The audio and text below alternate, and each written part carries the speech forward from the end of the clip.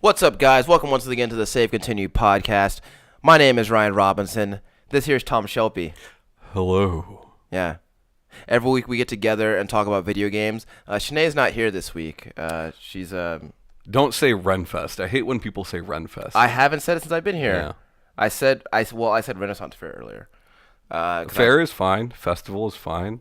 Renaissance Festival. Yeah. Can I say Renaissance Fest? Sure, Fest is okay. It's the Ren that you hate. You know, it's funny because I don't like Renfest, and it's partly because I feel like people are too lazy to say the whole words for like so many different things. Yeah. Shmup, shit like that.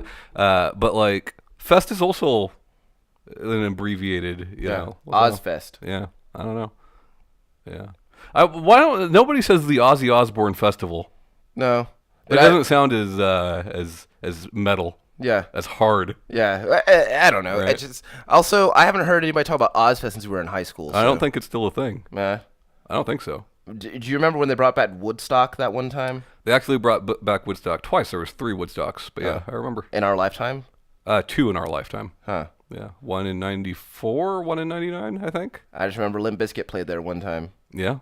Yeah. They did. All right, Tom. Yes. Are we doing trivia this week? No. One, because, there's only 2 of us here. Yeah. I asked the question. I know the answer to it. Yeah. If you were going to do trivia. Actually, think of one off the top of your head right now. Oh, I don't like when you put me on the spot like this. Yeah. I don't like it. Okay. What is Scorpion's dad's name? I actually don't know. Neither do I. I know that he exists in that in that canon. Well, he has to. And has a name, but I don't know it. Everybody has a dad, Tom. Yeah, but his dad in that canon has a name. I just don't know it. Yeah, I don't know. I'm not good on the spot like this. No. I have to think about him. Yeah. I got one for you. Huh. Like, no stakes. Just want to see if you know. Sure. Okay. What year did Steam go live? If I had to guess,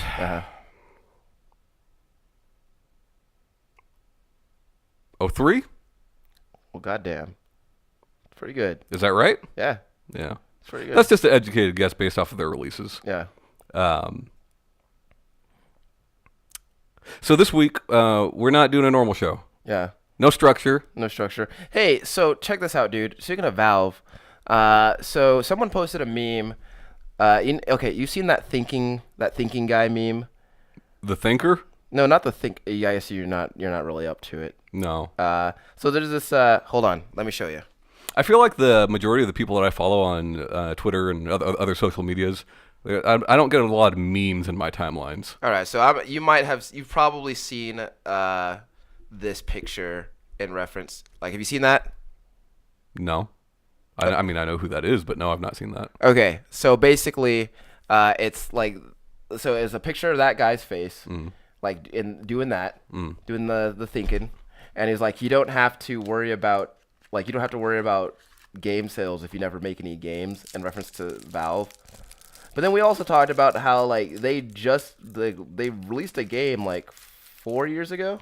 Yeah, we talked a couple weeks ago. Like, they don't ever go that long without a game. Yeah, but everybody likes to think they do. And even now, we have a new Valve game coming out. Doesn't look interesting to me, but it's still a new Valve game. Yeah. But I think that people, like, since we haven't had a new Half-Life, or we haven't had a new Left 4 Dead, hadn't had a new Team Fortress, then that means that Valve doesn't make games anymore. Right. But I mean, how often would you if making games was a means to an end for you, like as a means of keeping the lights on, then of course you'd make them more often, right? But that's not what it is for them anymore. Sure. They're a retailer. They're a very large-scale retailer who also happens to make games every few years. Mm-hmm. I'll be right back. I'm sorry. Where are you going? I'm going to turn the air down. Oh, I forgot to do that. Yeah, go ahead and turn the air down. All right, so, hey, guys. I want to talk to you guys for a second.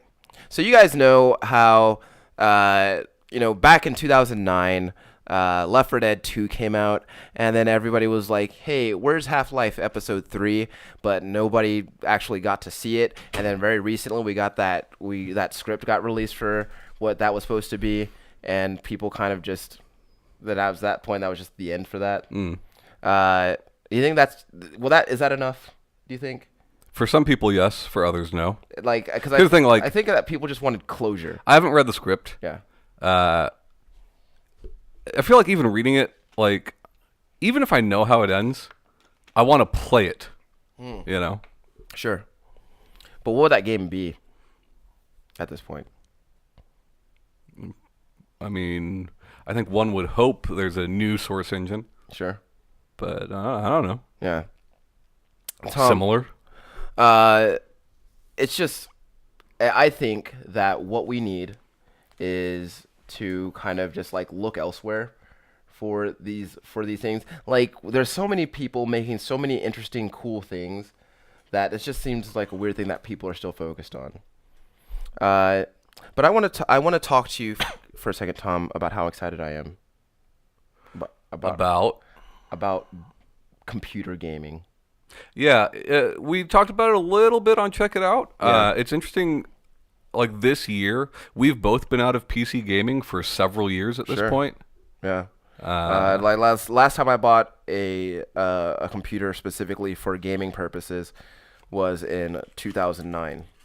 The last new game I played on PC before this year was the vanilla version of Diablo 3. Yeah. Yeah. And that was, man, how long ago was that? I don't know, a while ago, though. Yeah. It's so. It was like 4 girlfriends ago. Is that how you measure time? Yeah. Okay.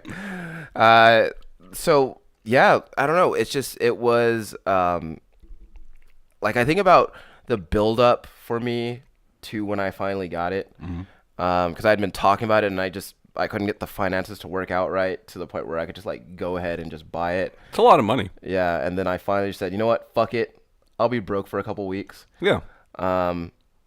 Despite that, I still kept buying games. But yeah, like the from the point when I actually ordered the thing, and I sent you the picture. Yeah, and you're like, it feels like Christmas. Yeah. And I get that. Yeah. I think everybody gets that, right? When you have a big purchase that you know you're anticipating making a big purchase. Yeah. Especially for people watching the show or listening to the show, when it's games related, right? Sure. A new console or something of that nature, you get psyched. Yeah. Even a new game sometimes if Yeah, you love that actually- series enough. Actually, check this out, dude. So 2006, the day before the first Dead Rising came out. Oh yeah. Man, when I first saw that game, I was so fucking stoked. Like, I was like, this is the zombie game. This is the zombie game for me. What's funny is I don't think we've talked about this on the show, but you know, everybody knows that you briefly at some point worked for GameStop. Yeah. Didn't you get a GameStop so that you could ensure your lockdown of the 360? No, because so the 360 came out in 2005, and I was still working somewhere else at the time. Got it. I got one of our friends worked at GameStop specifically so they could get a 360 day one. Yeah, I didn't start working at GameStop until 2006. Yeah. Which just for no other reason than I needed a job, and I thought that at the time working at GameStop would be cool. Yeah. It's not. No. No. Like, and I think there's part of it has to do with working for GameStop. Like, at the time, like working for them was like just kind of shitty. But at the same time, like retail, I feel like in general just kind of sucks. Circle of life. Yeah. You know, but yeah, so I remember the day before Dead Rising came out, and obviously I had it pre-ordered, and I just remember, like, months leading up to that, I'd been just watching trailer. Like, there's only a few trailers that had come out for that game, and I just, like, watched those same 3 over and over again, like, so excited. Yeah. And well, same thing, like, when I bought my most recent computer, like, I would just every day, because it took weeks for mine to come. Yeah. Many weeks for mine to come. Like, every day I'm just, like, looking at reviews of it, looking at pictures of it, you know, looking at the product page, just like over and over and over again. Yeah. Looking at games that I'm anticipating playing once I got it. You know? And so that was kind of a thing too. Was when I bought it, you know, my mind immediately went back to like every week when I'm over here, like I immediately get on your computer and I just start going through, just looking at Steam. Yeah. Like just like browsing it for like. Yeah, for a long time now, almost every week you're doing that. Yeah, just like browsing like for like sometimes like an hour or two at a time. Mm-hmm. Like just because is a really fun way to window shop. It's cool to see how the other side lives sometimes, Yeah. right? Like when you don't have a specific console or specific platform, Sure. it's interesting to see what offerings are there. Yeah, and I think a lot of it was also because when I had my first computer, I used Steam, and I don't even remember how. Oh, the only reason I knew about Steam was because I bought either Counter-Strike or Orange Box. I can't remember which, but when I installed it, like Steam popped up, and I was Yeah. like, "What the hell is this?" It's interesting you say that. This week at work, a friend of mine recently got their gaming computer back to like working status. Right. He's not been able to use it for like a year, and now he can. And I'm like, hey, me and my buddy are playing Torchlight 2. You should jump on and play with us. It's not that expensive. He loves Diablo. So Sure. I'm like, he's like, oh, okay. He's like, how do I buy it? And I'm like, Steam, bro. And he's like, what's Steam? And it's weird to think that like a gamer Sure. in 2017 doesn't know what Steam is. Sure. you And know? there's a lot of people who have no reason. There are a lot of people who are gamers who have no reason to know what Steam is. Well, sure. I mean, like we just said, for years, I was playing exclusively 360, Right. then exclusively PlayStation. Right. Yeah. But looking at that storefront and like I talked about it before, is that I would sit down at your computer and I'd be like, how do you decide? Mm-hmm. Like how do you know what to buy? I let the sales decide for me. That's largely, and that's unless there's a specific game that I've been wanting, that's largely what I've been doing too. Yeah. Because like it was funny because when we're sitting in the garage and you were like Ryan, I need to talk to you about something. It's like a serious problem. Yeah. And it's basically like It's an addiction. our spending habits with this with this platform, because like. Well, it's like I said, like the best PSN flash sales all year long, the best PlayStation sales, They don't compare. the best Xbox sales They are nowhere near as good as like Steam sales and Humble Bundle sales. Yeah. Like they're nowhere near as good. And don't get me wrong, They're still great. Yeah. You get great games for a low price still. PSN just had a flash sale with fantastic games for fantastic prices. Yeah. You get Child of Light for like 90% off, and like that's a fantastic game. And isn't that game like $20 to begin with? I don't like, remember, but Great game though. when you're talking about like a humble sale, it's like, well, here's 16 games Yeah. for $20, maybe you're paying $12. Yeah, like the other day I bought the first two Witcher games. Yeah, Spec Ops: The Line. nice. I can't remember what else. I bought one other game though. That was like it totaled to about $80. I spent 10. I'm interested. Wow, that's actually really good. Yeah. I bought like every Tomb Raider game. And, We like were talking about you're not even gonna play. I'm not going to play most of them. Yeah. But some of them I really like. But like at the same, but then we're talking about I don't remember what other game we were talking about. Oh, I don't remember. But like you're talking about like I might hate it. And Deus then, Ex. Yeah. I bought every Deus Ex. You bought and I was every like, Deus yeah. Ex, and you're like, I might hate it, and I said, at those prices, you can afford not to like it Right. because like you spent like $1 on it. Right. So. And it's funny. It's funny to think about. I mean, my spending habits in general are bad, games related or not. Sure. I'm not careful with my money. I buy more things than I need to, or we don't need this. It looks cool though. There's a lot of shit here. When we had Snowball mics and they were kind of shitty, but like they were okay. The monitor that we go off of as we record, like I don't need that stuff, but like you are typically a pretty smart spender. You handle Like your finances I'm well. trying not to let this shit like Right. derail me. I know you're wrong. Like my bills get paid, right? Sure. That's how we keep the lights on, literally. But And there have been times where like I was like, you know what? I gotta step back and I'm not gonna, because I was telling you that there's this game Stellaris that I'm actually very interested in. That game retails for like $30 or $40. Yeah. But there's a sale on right now that the game is like $15. Yeah. And I almost bought it, and I was like, you know what? I have enough games right now. I'll hold off, and like if I'll just buy it later if it's on whenever it's on sale again. Dude, I probably own 100 games that I've yet to play. Yeah. You know, but I think my problem is I'm very much like, well, I'm gonna strike when the iron's hot, right? Mm-hmm. Like that game is $12 today, and tomorrow it's going back up to 60. So I'm gonna buy it now. Sure. You know. Sure. Unless it's like a developer that I really, really love, I'm happy to pay full price. Sure. But you know. And that's the thing too is like I don't know if I'm gonna like Stellaris. I think I will. Well, and then with Valve, or not with Valve, with Humble, it's like there's all these things to like justify your purchase, and like, oh well, I'm giving to charity. Yeah. You know. Yeah. Who doesn't want to do that? Sure. You know. And then like you rationalize like you passed up on buying Marvel vs. Capcom.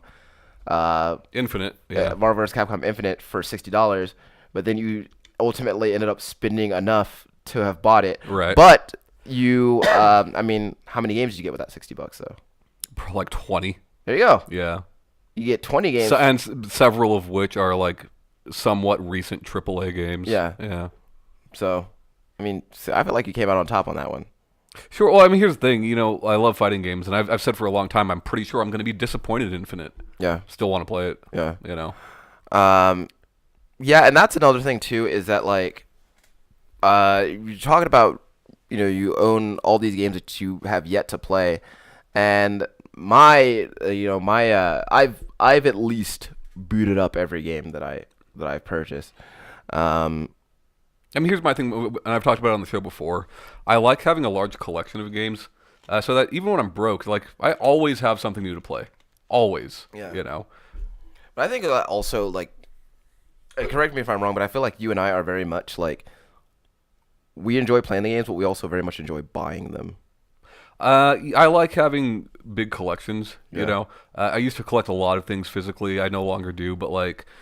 My digital comic book collection, my digital movie collection, my digital games collection, like they're all massive. Yeah. They're massive, you know. And I try my best to not pirate things. Sure. You know. So I'm paying for these comic books. I'm paying for these movies. Because I want the money to get to the people that made the product for me. Sure. You know. But yeah, I like having a big collection. There's nothing better than like with my iTunes movie collection, you know. It's like, let's say one day Netflix goes under. Yeah. It's not going to happen, but you know, let's just say let's say there's no more Netflix or Hulu or anything like that. Sure. I've still got a fuck ton to watch. Yeah. You know. I feel like if that day ever comes, we've got larger problems to worry about. Right. If I lose my job tomorrow, I've still got like a shit ton of games to play. Yeah. You know. That'll be your number one priority. Yeah. I mean, if I'm not working, what else am I going to do? And I feel like it's also easier because there was a time where we had to, if we wanted a new game, we had to go out and get it. And now it's like so much easier because I'm already sitting here. Well, you and I are notoriously lazy. We don't like going places. Yeah, I came here in my goddamn pajamas. So, Yeah. like I'm not going anywhere. So when they make it that simple, well, you're big into the Amazon Prime though. Yeah, that too. Like I love Amazon, but I don't buy a lot of games from them. Yeah, like. And that's primarily where I've been doing a lot of stuff, and I bought my computer off of Amazon. You know, it's like that whole thing with, you know, that ease of access really. Sure. And like I said, like when you're kind of just sitting there, and then you look at a Steam sale and you're like, you know what, what's $1? Well, especially like when you're Yeah. our age or older. And you've seen the other side, right? Like you've lived through having to go to the store and what you want might not be there. Yeah. You know, where like now just, hey, I want this. I can find it on this website, and they're gonna have it to me maybe that day. Yeah. You know. Yeah, and that's been like a large, and you know that's like a big thing too, where, you know, I could have got like I recently bought an angled stand for my laptop. I probably could have just gone to like any number of stores and just bought it. Best Buy, Walmart, whatever. I could have just gone anywhere and bought it. But Amazon was like, hey, we have it for this much. We have it for $15. And for $5 more, we'll get it to you today. I was like, that's fine. And like you know, for those that don't know, we live in San Antonio, Texas, which is quite a large city, not only in population, but in you know, the area of the city. We cover a large area. So sometimes getting to a place, just driving somewhere, can take you half an hour. Yeah. And it's just like, and also like, if you've never been here, going out there in that fucking swamp ass heat is not an attractive prospect either. Well, it's funny. I talked to some of the people that listen to the show in Europe, and for them, a half-hour drive takes them to another country. That's kind of cool. For us, like we're still in the same city, probably in the same county. You know? Yeah. Yeah. So here's the thing: is that I want to talk to you about some games that I've been playing. So the first game I bought on Steam was Torchlight 2, which is coincidentally the first game that we've played on PC together. Yeah. Still, actually, I think the only one that we've played on computer together, as far as I know. Yeah. Yeah. I don't think you were playing World of Warcraft for the very short time I played that game. Yeah. Yeah. I think that largely. In fact, I think that when we played Torchlight 2 online together, that was the first time we'd played a game online since the last time we played Killing Floor 2 together on PS4, which was wonderful. Quite wonderful, but it was, months and months ago. Yeah. And before that, like, we weren't even really doing it at all. Yeah. And we played the occasional game here or there. Yeah. Literally here for, Let's Plays and things of that nature. But it's a lot of Torchlight 2. I feel like we both play a lot of single player stuff. I think that's kind of just, I was thinking about that lately too. Because you're thinking like multiplayer, you're my go-to typically. Yeah. And I mean, I've been feeling like that like lately. Like I don't know if it's a result of me getting older or what, but the prospect of playing a game whose main component is online, and I don't have like personal friends to play it with. Yeah. Like it's an unattractive. We've talked about it before. For me, it's just it all depends on the community that game has. I think that the community that Tripwire has nurtured with Killing Floor 2 is, for the most part, not always, but for the most part, very positive. I bought that game long before any of my friends owned it. Sure.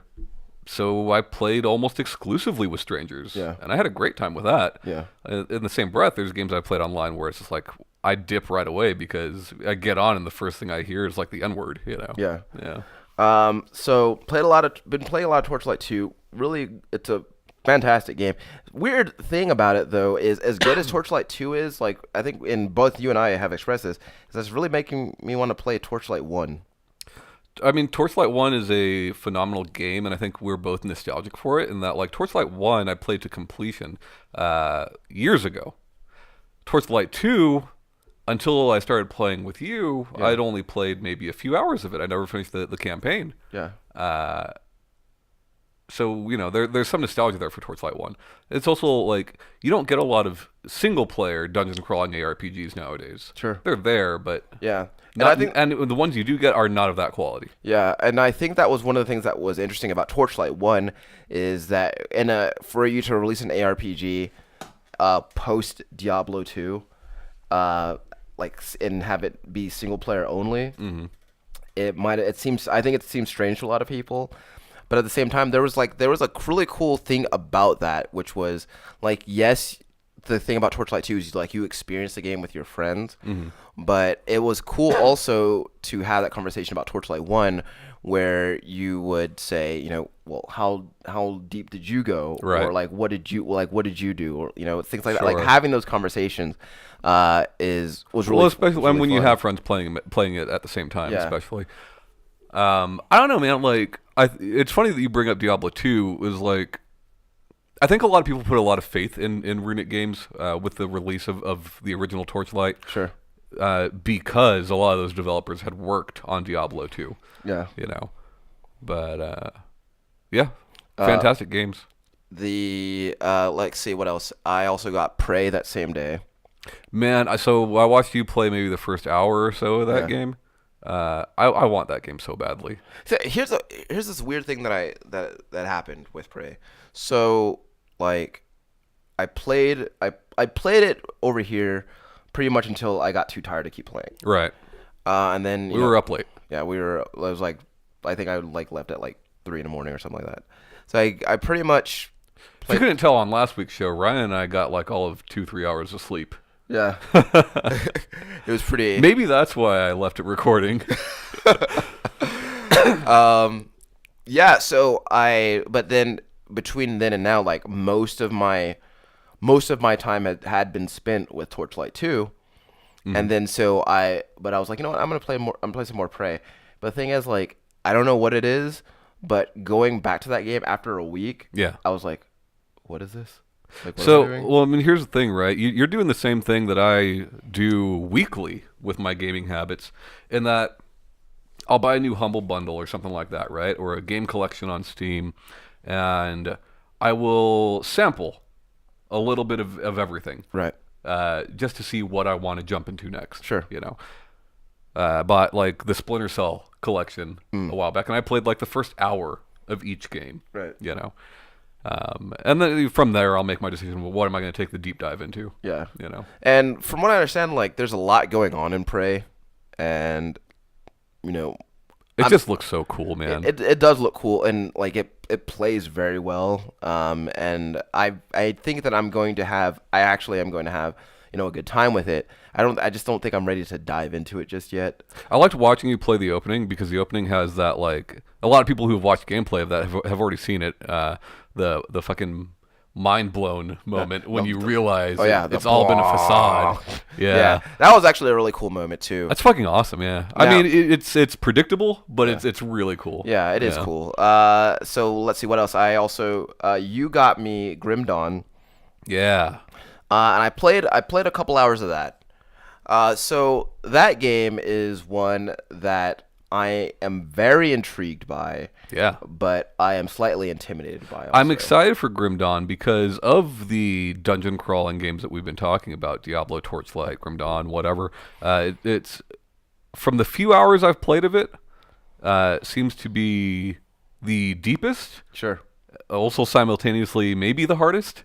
Maybe. It's like ARPGs are typically pretty easy games. Yeah, but like they can in some ways feel like kind of like you're kind of on autopilot a lot of time when you're playing them. Oh sure, Torchlight when I'm not playing with you, I mean that's my podcast game. Yeah, just like because like you don't really need like you pay just enough attention to it to not die, basically. Right.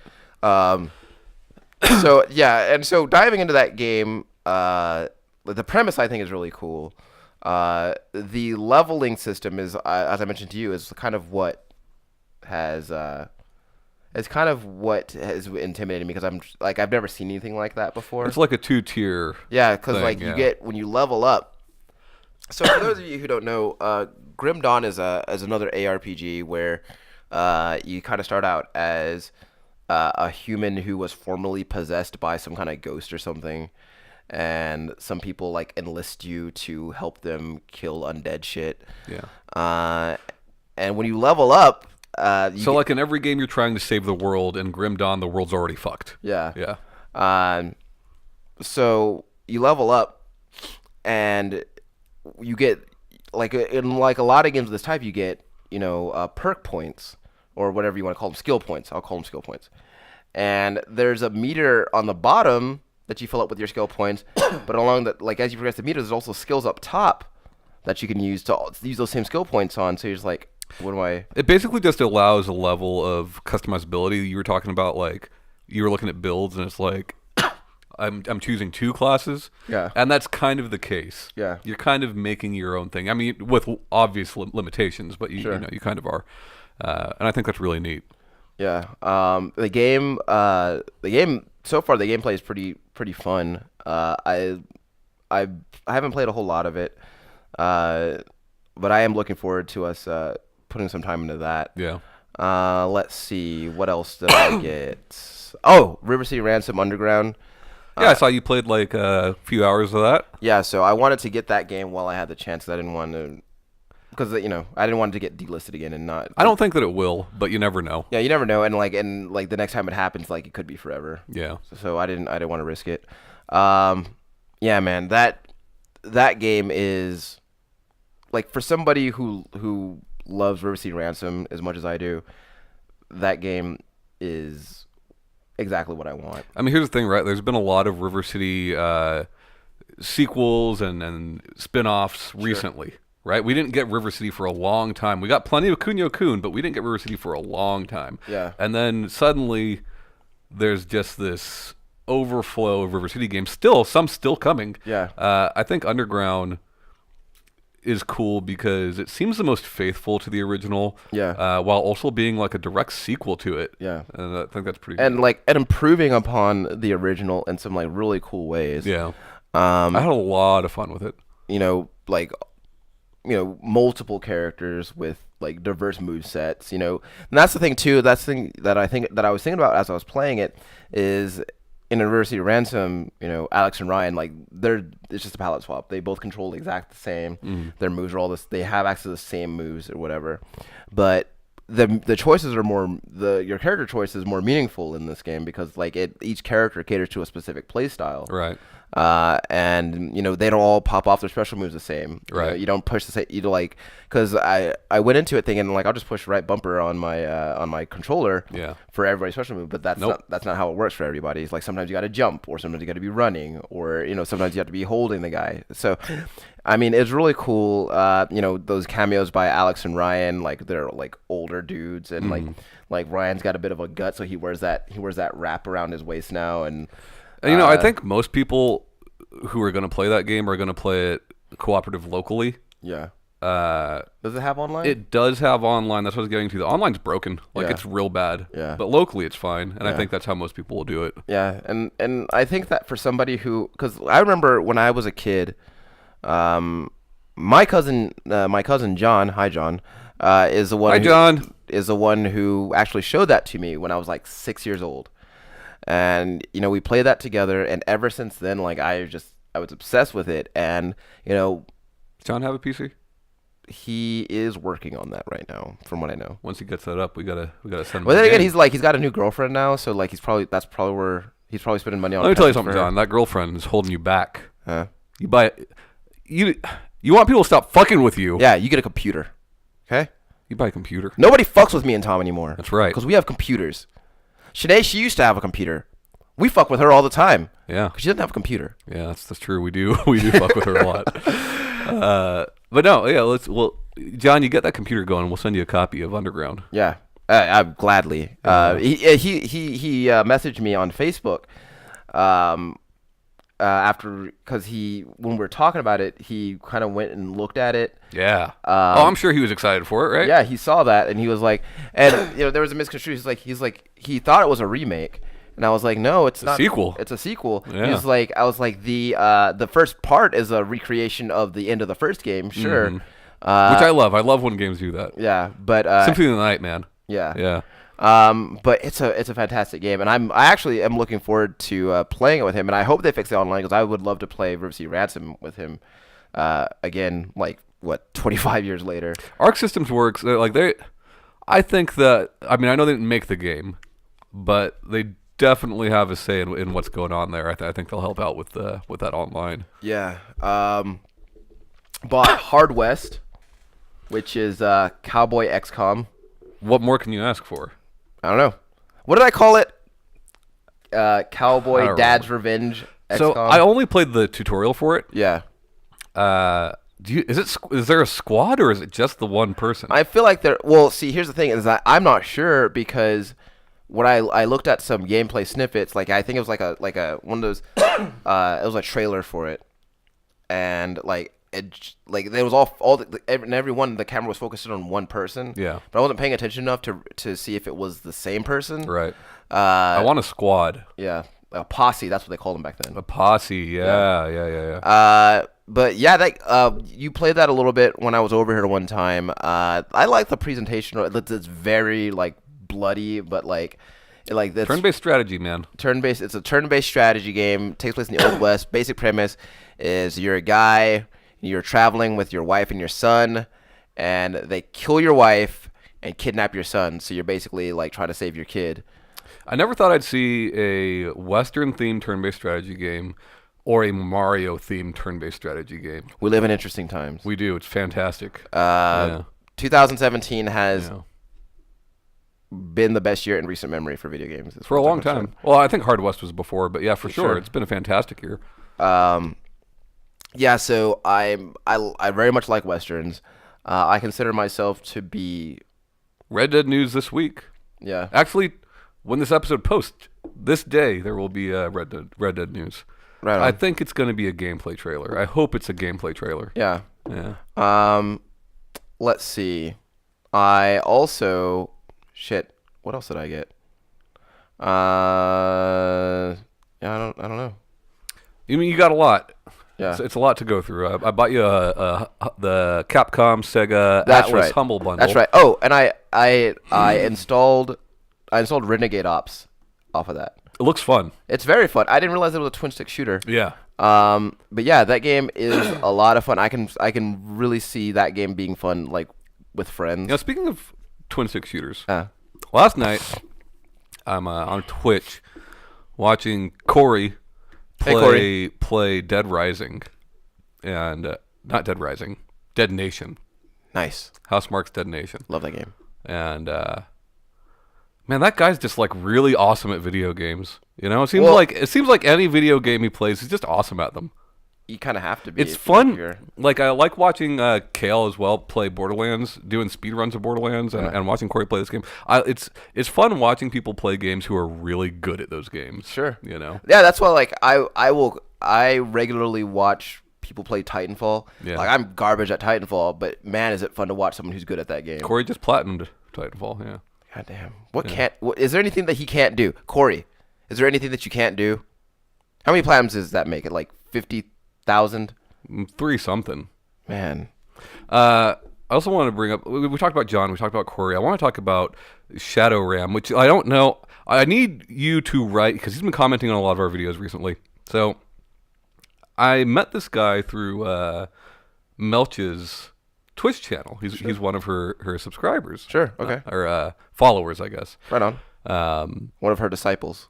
Yeah, and he's a cool guy. I've watched his stream a time or two, and he's been watching our stuff on YouTube. What I want you to comment is how the fuck are we supposed to say your screen name? Because it's like Shadow Chat. 6 Yeah.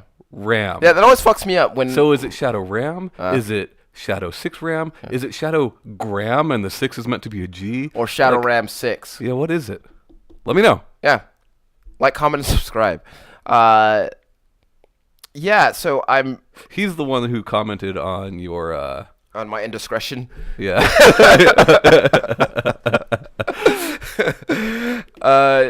Yeah, so yeah, man. Quantum break me off a piece of that pussy. Yeah. I did say that. You don't normally use that language. I don't. You know? It's just like a weird moment. And then you talked about your pubic mound. Yeah. Which Corey commented on. Did he? I think so. Someone commented on your pubic mound. Yeah. Then you actually hear you pee for a little bit. Really? I didn't. I had to go really bad. Because I drink too many fluids I drink a lot of fluids during the news and check it out. Like we do so much talking. Yeah. You know? I drink a lot of water during those 2 segments. And then during the main show, I'll usually have an energy drink. I didn't have one today. I brought coffee, which I failed to make properly. Dude, you've been here for like a couple hours. I've had a Red Bull and 2 cups of coffee. You know? How are your hands not shaking? I don't know. I like the caffeine. I like caffeine a lot too. But the thing is, like, okay, one time, Shanee came over and she brought us both Red Bulls after I had already had coffee and a Rockstar. Yeah, but you have a hard time saying no. Yeah, I do. And then but before I was like, all right, well, I gotta get out of here because I think I had to go to work or something. Mm-hmm. And then like my hands doing this. Yeah. So. Yikes. Yeah, it was my hands were doing this. I was like, how am I supposed to game like this? It's funny you say that. Last night I got home from work and I work very long shifts. So at that point, I mean, I'd been awake for a long time. And I'm talking on the phone with our friend Brian about another project. And I get off the phone with him and I'm like, I feel myself starting to fall asleep while I'm talking to him. But I'm like, I'm off. My weekend has just begun. You know, I can't start it like this. I need to play something. Yeah. I need to play something. So grab that Red Bull. You know. Yeah. I feel like Red Bull doesn't give me the jolt that the others give me. Nothing really gives me the jolt nowadays. Yeah. But so why do you drink it? Like, I like the taste, just to feel normal. I like the taste, and I feel like it's better than nothing for keeping me awake. Sure. You know. I remember I took caffeine pills one time, and that was a really bad day. There was a time where I took caffeine pills before work, and sleeping pills before bed for like months. My body was all out of sorts. Yeah. Yeah. And you just Don't do that. Yeah. Man, you're kind of a wreck. Yeah. Yeah. Well, when you go from like hard drug use to like sobriety, Yeah. you know? Like in the way that you did. Yeah. Yeah. Because it was kind of abrupt for you. Yeah. Don't do drugs. Yeah, that's a little glimpse into Tom's life. Yeah, I feel like the people that watch this, like, they don't really know us, but like they know a fair amount about us, and I feel like That's just a little glimpse. we can be honest with them. Yeah. I'm a better man now. Yeah. Yeah. Yeah, you got those 2 beautiful babies. Mm-hmm. One of whom is obsessed with The Sims. Dude, like, did you post that picture of Bailey playing The Sims on Instagram? Yeah. Yeah. I think she plays The Sims 3 and The Sims 4. She plays simultaneously? Both of them. Right. I think she might also play the mobile version. But I think she's like damn near 100 hours into The Sims 3. I'm probably pretty close to that on Sims 4. When I look at the hours put into Sims 3 on your Steam account, yeah, that's all Bailey. For the most part, very little of that is me. I've been more interested in playing 4, even though 3 is the better game. Yeah, I feel like I've spent my time with The Sims 3. How's it better? Because I don't know. The Sims 3? Yeah, what are the difference between 4 and 3? 4 is a big visual improvement. Yeah. But it strips away a lot of things. It's no longer like open world, you know. Right. Going into certain buildings is just like off limits. A lot of the extra things that The Sims 3 had added from The Sims 2 have been taken away. Yeah. I think Sims 4 only recently got like swimming pools and things of that nature, like a bunch of random things. The one cool thing about The Sims 4 versus previous Sims games is like there's multitasking. So you know how in The Sims you do something and you build that meter above your head. Yeah. As you become more proficient in something. So you can build 2 meters at once. Yeah, you can like exercise and watch TV at the same time, which makes sense. Yeah. You can do that. Go to the bathroom to take care of your bladder while also being on your phone. Yeah. To build up the social as well. Right. That's really neat. Yeah. That's Sims 4? That's Sims 4, yeah. Nice. I might actually check it out. I've always liked The Sims. And you know what? You're gonna need a new storefront though. You can it. buy 3 on Steam. I gotta go through. You gotta go to Origin for 4. God damn it! So I texted you the other night when I was like, "Yep, finally had to download GOG." I finally had to download GOG because finally had a key that I couldn't redeem in Steam. Yeah, and I'd held it off as long as because I didn't want too many things down there in that taskbar. Here's the cool thing: you can still launch all those games through Steam. Yeah. So while you have those all downloaded, you can have the icons hidden. Yeah. And just launch everything through Steam. Yeah. Because I would prefer that. Yeah. But then I'll also there'll be I don't know what it is like my way of thinking, but I was like, you're not really supposed to be here. Oh yeah, I look at the Sims 3 in my Steam library, or the Sims 4 in my Steam library all the time, and like it's the only one that doesn't have artwork for it. You're not really supposed to be here. Like, and it would feel out of place. Like when I pull up the game, like I was finished installing the first Witcher game last night. I didn't get to play it because like by the time I got done installing, I was just too sleepy. But like, yeah, I boot up in GOG and it's got all the artwork and all the stuff. But then that's like if I put it like I know that that game is also sold on Steam. I'm pretty sure, but like the version I got is like it's not supposed to be there. You know what's interesting? I was telling you that I recently bought Kane and Lynch 1 and 2. Yeah. Because they were like on sale for less than $3 for both. And the first game will not run on Windows 10. And Steam doesn't tell you this when you buy it. Yeah. What I like about GOG is that like one of their things that they lean heavily on is every game you buy on their storefront will run. It will run, Yeah. I think that's cool. Yeah. Yeah. You get your money back on that Kane and Lynch? Probably, yeah. Yeah. I think you'll be fine with Kane and Lynch too, though. I'll catch you up on what's going on. I'll catch you up on what the relationship is between those two.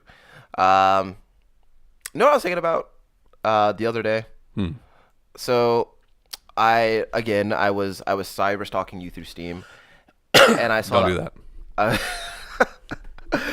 I saw that one of the items on your wish list was the Duke Nukem 20th Anniversary Edition. Yeah, yeah. So I was thinking about it, and like I feel like that is very much for people who have some sort of nostalgia for Duke Nukem 3D. And I was wondering if Duke Nukem 3D came out today for like the first time, like in that form, Same graphics. just and like everything, this, literally the same game, Right. but it was released for the first time in 2017. Would people play that? I think that there would be a certain group of people that absolutely would. People that grew up on games like Heretic, Hexen, Doom would probably be into it, right? We see a lot of these throwback games now. Sure.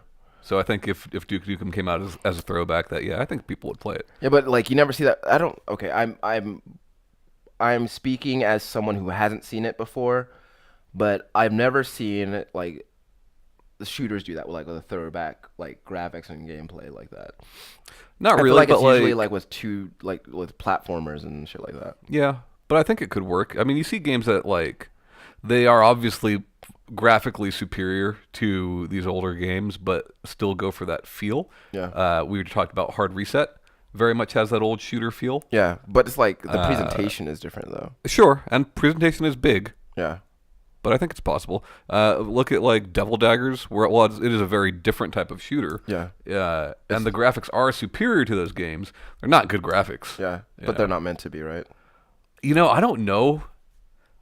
I feel like Devil Daggers is meant to induce some sort of sickness.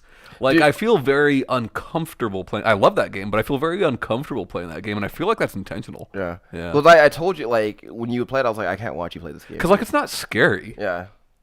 But, yeah. It just, like, I think it's, like, something to do with, like, the colors and, like, how And fast... the sound, especially. Like, the colors and the sound and the way that, like, the way everything moves. It's just, like when it just makes me feel nauseous. Yeah, it does. And maybe that's intentional. I don't know. But, like, that's what it induces me. I'm like, I can't do this. I like it, though. Yeah. Do you like that feeling? Yeah, I kind of do. Like, strangely so. I mean, just in that instance. Yeah, sure. But, yeah. That would be really shitty if like that feeling persisted after you were done playing the game. Yeah. I feel like there's like some sort of mystical powers at work there. It's like I'm watching The Ring, It's like I have to watch that tape. Yeah.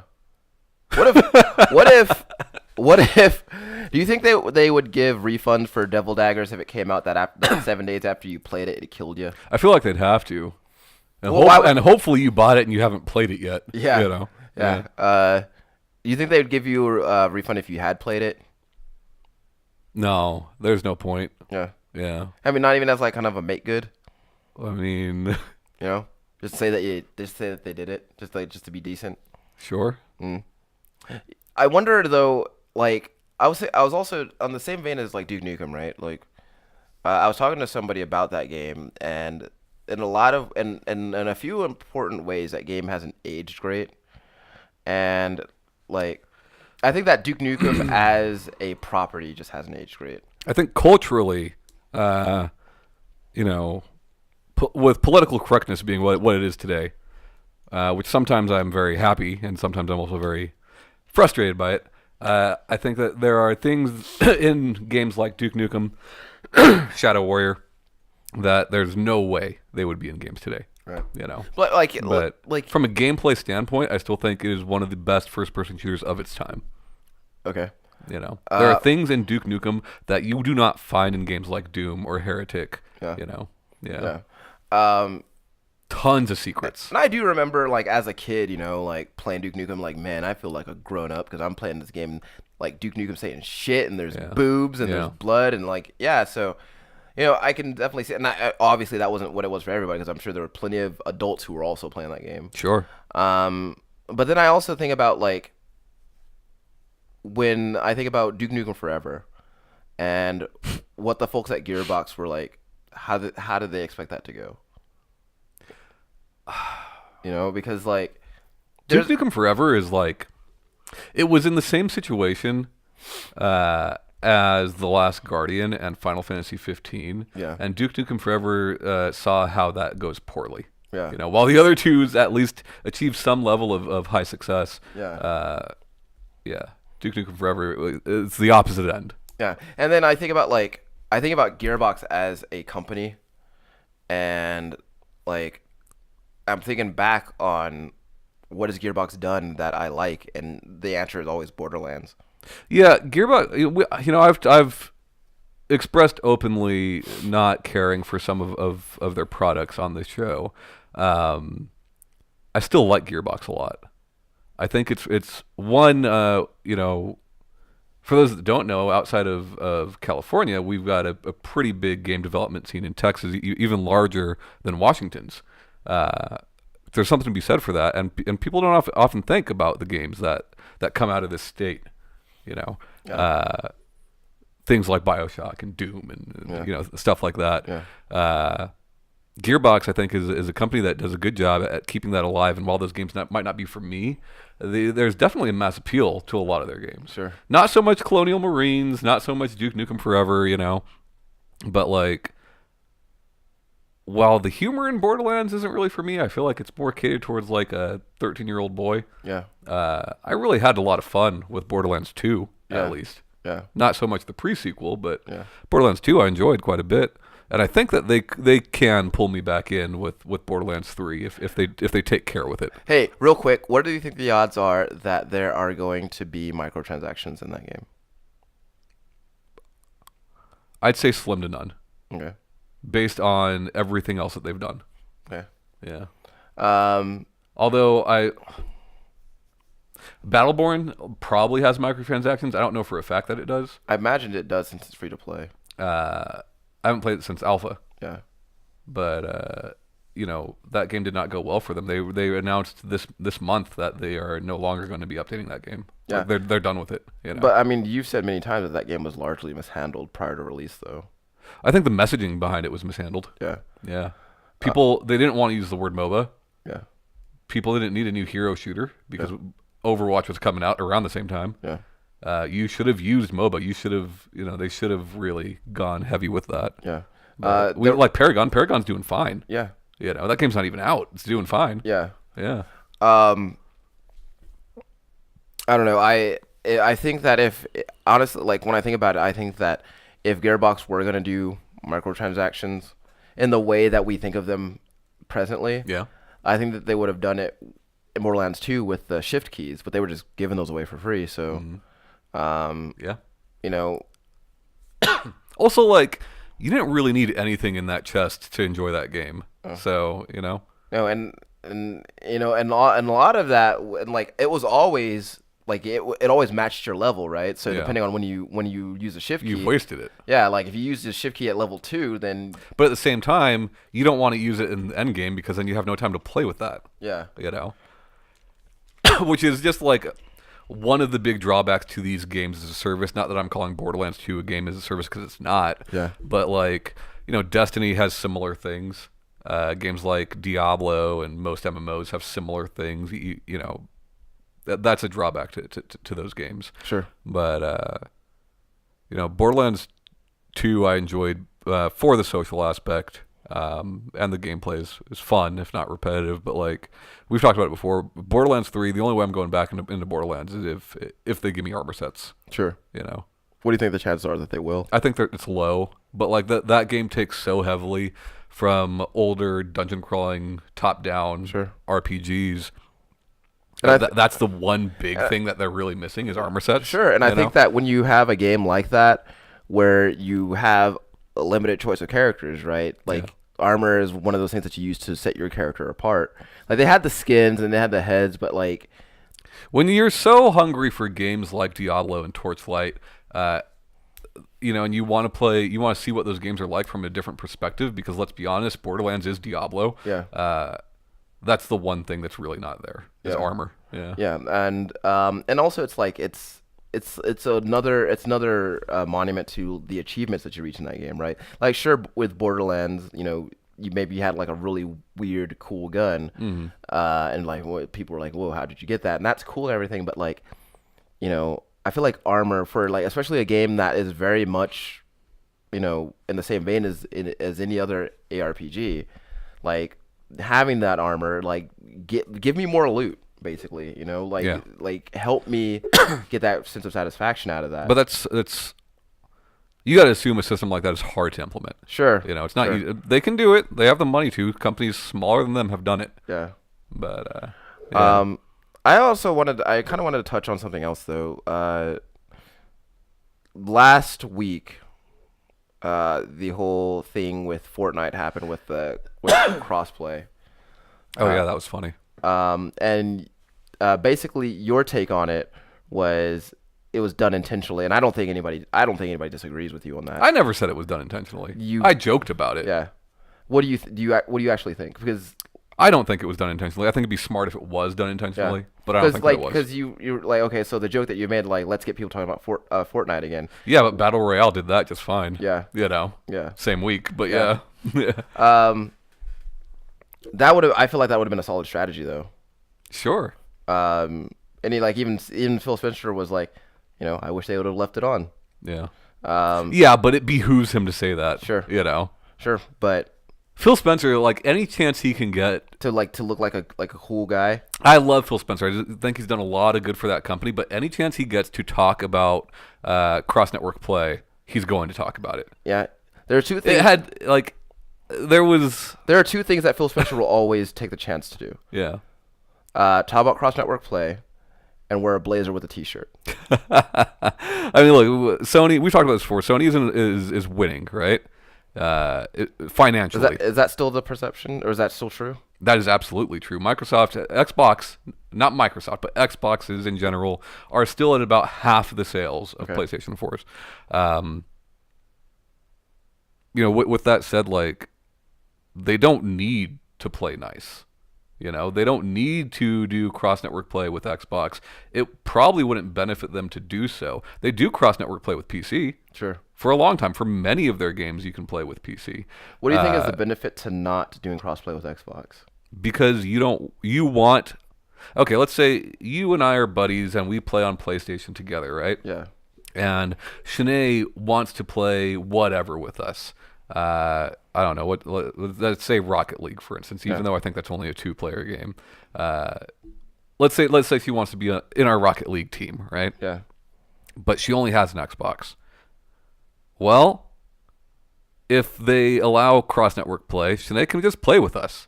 If they don't, Shanee might go buy a PlayStation to play with us. Okay, that makes You know? sense. Yeah. Xbox, And they need every consumer-friendly thing that they can get. Yeah. Backwards compatibility, even though the numbers show, we talked about this before, we know that nobody's using it. Yeah. Still looks really good on them to have it. Yeah. Right? Like they'll put money into Yeah. it to Yeah. get that image out there. Right. And I think it's smart of them. It is smart of them. Yeah. They need to do it, and they are doing it. And Do I think if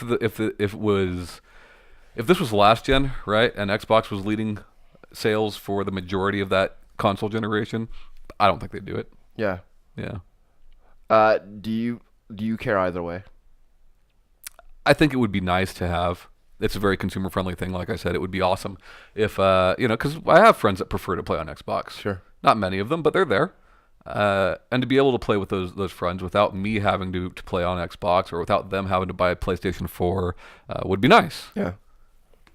I don't think it's a smart business move if you are just destroying the competition. Yeah. Yeah. Because we all know that competition is necessary. Yeah. And, good to see Nintendo on top for the last few months. Yeah. I mean, they kind of been Like consistently for a while now, yeah. Switch has been outselling both. yeah, I think that's they've awesome. kind of been killing it, and Yeah. I think that the next couple of months are going to be very good for them. Oh, I mean, with the holidays coming up, Yeah. tax season coming up. Yeah. Yeah. Like, they're going to be okay for a while. If they can produce the stock that they claim that they can produce. Yeah. Yeah. With putting out the NES Classic again, which, I'm happy for the people who are going to get it. Yeah. For me, personally, I just, it just never interested me.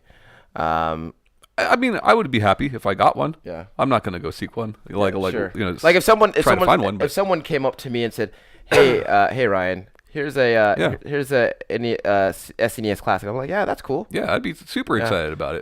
But I'm saying, like, I'm not seeking one out. No, me neither. Because I'm on a computer, so Sure, computer. Raspberry Pi's been a thing for a long time. Yeah. I don't know. I think that this year has been very, very cool. A lot of shit has happened. A lot of really cool things have come out of it. I went this year. I went from never having played a Yakuza game to having played 2 Yakuza games, and that feels actually pretty darn neat. And it seems like they're going to continue this trend of redoing their old games in the newer engine. Yeah. So I'm pretty sure We know Kiwami 2's a thing. Yeah. 6 will eventually come over. Yeah. But my whole thing is why aren't those in this 6 engine? Because that looks so much better. Yeah. Yeah. I don't know. Maybe look at 0 and then look at 6. 6 looks so much better. I don't know how long they were. I don't know how long they were working on those, but maybe it's just we just want to go ahead and get these out. Yeah. Because I think that they're both I think doing this Kiwami 0. Well, no, I was was more with Kiwami and Kiwami 2. Mm-hmm. Very good hype building tools for the newest game. Sure. And I'd be interested to see how it performs here in the States. I'm just wondering if before the generation is over, will you be able to play every Yakuza game? Not the originals, obviously, but all of those stories on one console. That would be really cool. Because you got 0, 1. We know 2's coming. We know 6 is coming. Yeah. So are they just going to continue that trend? Yeah, I think it might get to the point because. Or is it too much? Right. I don't know. Oversaturate. Oh, too much Yakuza. Yeah. I think that they're gonna stop at a point. There will be a point where the only way you can get them is just to play them in the original format. Yeah. Which I'm okay with. But I mean, at this point, with 2 coming out, I think that between PlayStation 4 and PlayStation 3, you can play all of them. Yeah. So, and I'm actually curious as to, because I feel like at some point those are gonna show up. For people who use it, those are going to show up on PlayStation Now. I would not be surprised, yeah. Yeah, that is a series that I did not expect to like nearly as much as I did. I mean, I've heard nothing but good things about it for years. I've just never played them. Yeah, I had looked at the cover, when I worked at GameStop, I saw the case for the first Yakuza game. Yeah. And I looked at it, I was like, that sounds kind of cool, but actually maybe not cool. Yeah. At that time you were like, no, I'm playing true crime. Right? Was I? Yes, I was playing True Crime New York City. Yeah. New York City. Get a rope. Yeah, I really like the Yakuza series and I'd like to play more of it. But dude, I just really need 2018 to get here already because I really want that Monster Hunter. I need it. Yeah. Did you watch much of the TGS stuff? No. January. Real soon. Way sooner than I thought. But still too far for me. No way, dude. January's next week. I want to play it so bad. Yeah. And I'm not much for collector's edition consoles, but that Monster Hunter one looks pretty sweet to me. I just want the plain, unless it's something that's real tasteful. I just want the plain console. Yeah. Yeah. Yeah. I'm looking forward to that game. I'm really excited to play it on PlayStation for the first time. And do you see the new trailer? No. The crazy furry bat neck thing. No. Yeah, there's this new monster that everybody's going nuts over. Yeah. It's this white bat thing, but it's got this fluffy, furry white collar thing that poofs up. It's real neat. Yeah, I'm cool. Good monsters. Yeah, I am excited to play that game very much, and I also want to play Monster Hunter Stories because I hear really great things about that. Also, I keep hearing it being referred to as the best Pokemon. The two new EDFs incoming. Now, will they come here? Remains to be seen. But I sure as fuck hope so. Yeah. What have you seen in those? Have you seen anything? One of them is in an obviously different engine, so graphically it looks much nicer. Yeah. Concerns me. What? Because the best looking one has been the worst. Armageddon was the best looking one visually, but by far the worst one. Yeah. But then the other one, which is just EDF 5, yeah, still looks shitty, which I like. Yeah. It's funny with EDF because like the kind of- shittier the game looks It's- and the worse it runs means the more shit that they can put on that screen. Yeah. And I like that. Also, like it kind of like lends itself to that like really cheesy charm that game has. Yeah. Also, Dynasty Warriors. Uh, I'm not a Musou fan. Uh-huh. I've never really liked Dynasty Warriors. I've tried to. Yeah. But that new Dynasty Warriors looks fucking good. yeah. Yeah. Why? Dude, it's like open world Dynasty Warriors. Nice. Yeah. Nice. I do like Dynasty Warriors a lot. 8 there, I believe 9 here. Cool. Yeah. I didn't know until fairly recently that everybody in the Dynasty Warriors games is a real person. Did you know that? Yeah. No, I didn't know that.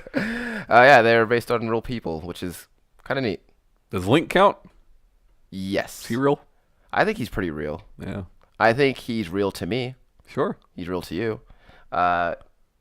He's real right here. Yeah. Well, that's the cartoon one, so he doesn't count. His shield fell off.